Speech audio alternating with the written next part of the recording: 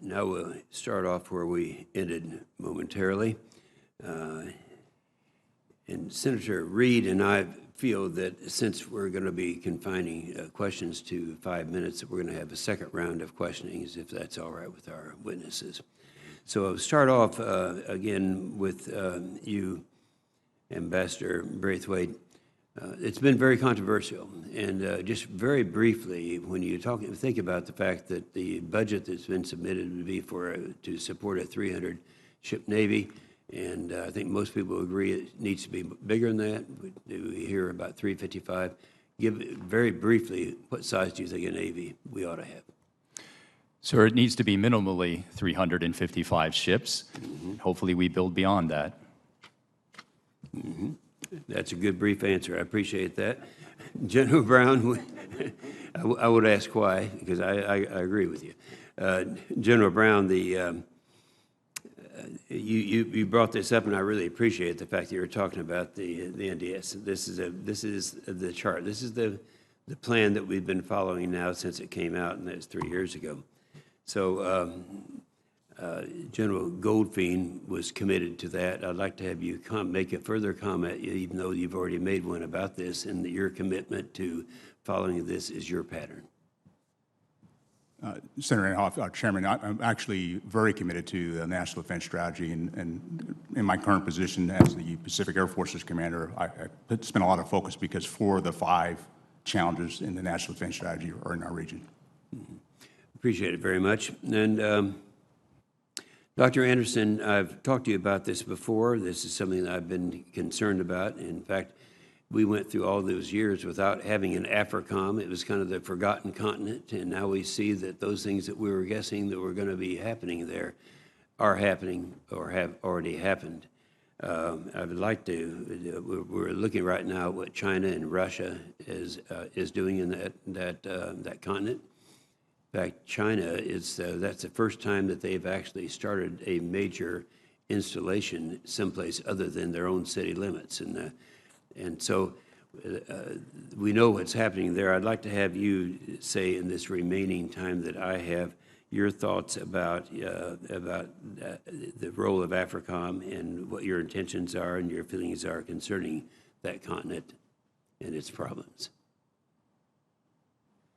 Thank you, Senator. AFRICOM, as you noted, was established a few years ago, just over, I believe, over a decade ago, and plays an important role in our national defense strategy. And it is complicated, of course, by the intrusion of the PRC and also to an extent the Russian Federation on the continent, and that. Those moves by the Chinese take a variety of different forms, and to include establishing a military base, its first overseas military base in Djibouti. So we are watching that very carefully, as well as a lot of their efforts elsewhere on the continent, to include all the sort of predatory economic things that they are doing, trying to insert their workers there and exploit local economies and make economies dependent upon them economically and financially. So we are vigilant, and we are watching very closely what our competitors are doing on the continent. Of course, Russia is very involved in the Libyan conflict, and it's a very unfortunate situation there. So in terms of the Department of Defense is looking very closely at all its combatant commands, to include AFRICOM, and to ensure that we have the right mix of forces, the right posture throughout the continent. And under Secretary Esper's leadership, we're doing exactly that. And this is an effort at right-sizing our forces there. There have been some press reports that we are cutting and running, that we are abandoning Africa, and those are flatly false.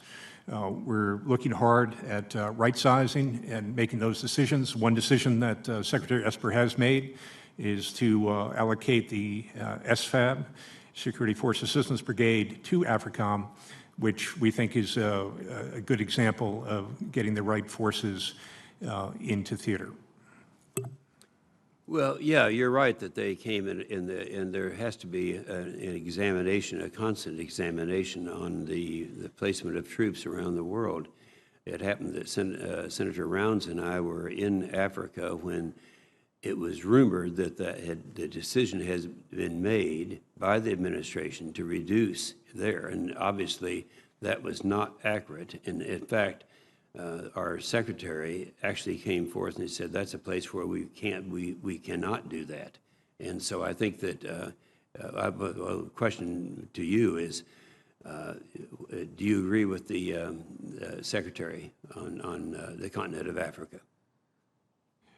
Yes, I agree with Secretary Esper. He's taking a hard look at this. He has not made any final decisions, but I would expect those will be forthcoming.